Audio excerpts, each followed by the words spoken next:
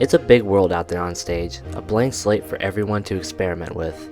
One of the jobs of the cast is to go out there and pretend that they are in another world, one that the characters live in. Perhaps nothing helps more with this than the set pieces.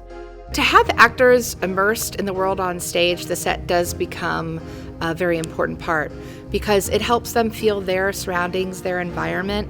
And we're actually in France, in 1800s France, and none of us have lived that time period. So we're trying to give them something where they can feel like they're actually back then in that time. Mr. Kessler and his construction classes have been working on building each set piece for the show. Unfortunately, Mr. Kessler was sick this past week, so I'll be voicing some of the things he told me via email. They've actually been building sets for the musicals for over 10 years now. When I asked him what the process is from building a set from start to finish, here's what he had to say. The first step is talking with the director, next is studying videos of previous productions, then sitting down with the other disciplines involved, start building, then be ready for changes. Many of these set pieces are large and add a lot of personality to the show. One of the most important set pieces, and the namesake of the show, has already been built, the Barricade. What was interesting about the Barricade was that when I asked him about it, he actually said most of the simple thrown together sets are more difficult.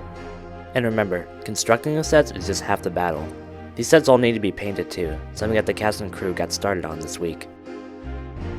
Well, usually for set painting wise, we have a meeting with our producer, which would be Ms. Durham, and she gives us kind of a layout of what she wants color wise for the set, how we're going to paint certain pieces, what colors we need. I went out to Lowe's and I got a bunch of color swatches so we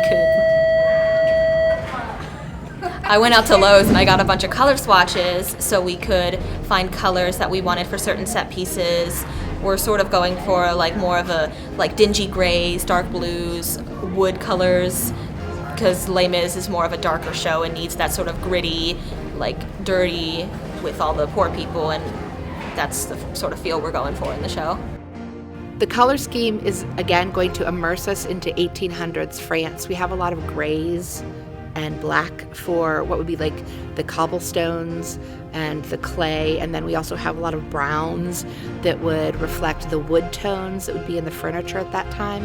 So it's going to be very muted, very dull in nature, and the color will really come from the characters' outfits and their personalities. That's where the color is going to come for the set and the stage. Well, sounds like they're pretty busy. Better let them get back to work. Time is winding down for everyone, and everything is now just starting to come together. There are just a couple more things to talk about before they're all ready for dress rehearsals.